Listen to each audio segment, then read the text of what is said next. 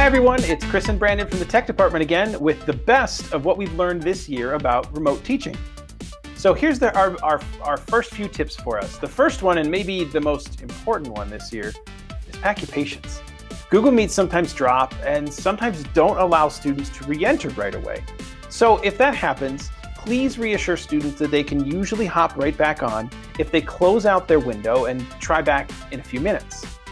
Or as a teacher, you can always try to reset your Meet link that's in your Google Classroom settings prior to launching your second Meet of the day if you come back after lunch. So here's how we do that. We're going to go into our sample classroom, and at the cog in the upper right-hand corner here, we're going to click that.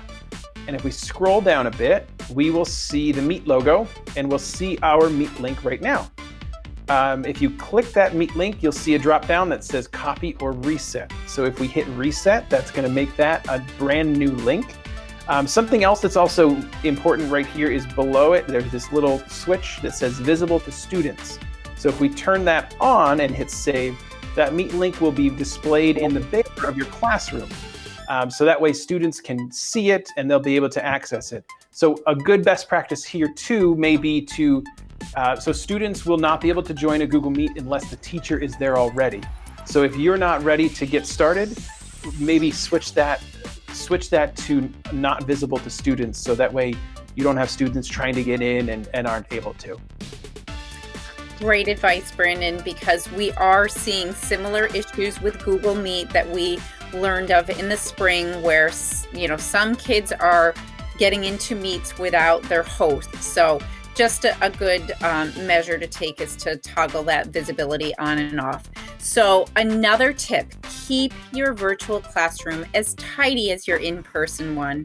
So the best way to do that is by using topics. We talked about it in our last video, but again, organize your classwork by day, by week, or subject, which helps for students to be able to connect and understand where their work lives. So communicate that in your Google Classroom. Tell them not to worry, that they should work on material posted for the day. Hyperdocs, again, are designed to be self-paced, probably grades 2 and up, but do allow for a step-by-step learning experience. We're going to include a link when we post this so that you can read and learn more about Hyperdocs if that's something you'd like to explore. So our last reminder, we posted some great tutorials for our parents and access that are accessible from our website. They can also contact us at 518-681-4357 or by emailing us at help@hfcsd.org. And again, if internet connectivity is an issue, please have them give us a call to schedule a time to pick up a Verizon hotspot. Thank you and good luck with your 5 days of remote. We look forward to seeing you and our students back in school.